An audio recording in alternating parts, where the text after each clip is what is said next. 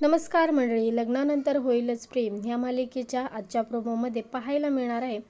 पार्थ नंदिनीला म्हणत असतो, प्रत्येक लग्नाला हा लग्नानंतर सेकंड चान्स हा मिळायलाच हवा, तो त्याचा अधिकार असतो आणि मला माझ्या आणि काव्याच्या लग्नाला एक चान्स तरी द्यायचा आहे. पार्थ नंदिनीजवळ मनमोकळेपणाने सगळं काही सांगत असतो. यावरती नंदिनी पार्थला म्हणत असते, म्हणजे तुम्ही पुढच्या 6 महिन्यामध्ये काव्याला जिंकून दाखवाल आणि ह्या तुमच्या कामामध्ये मी तुम्हाला मदत करेल.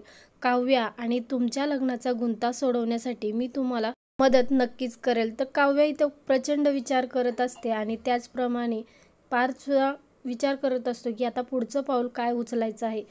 जीवा आणि नंदिनीमध्ये भांडण सुरू झालेलं आहे. नंदिनी जीवाच्या हातामध्ये जी चिठ्ठी लिहिलेली असते ती चिठ्ठी त्याच्या हातात देते आणि ही घ्या तुमची चिठ्ठी असं रागवून त्याला ती बोलत असते. हे बोलल्यानंतर जीवाला खूप वाईट वाटतं.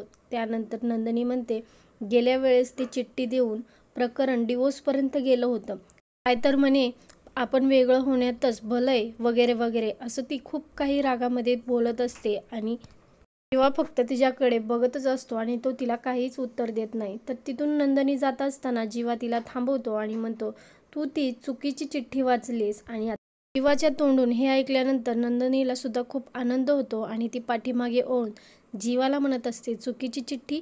आश्चर्याने जीवा आणि नंदिनी एकमेकांकडे पाहत असतात. तर नंदिनी जीवाला समजून घेईल का आणि त्याने जी चूक केली आहे ती मान्य करेल का?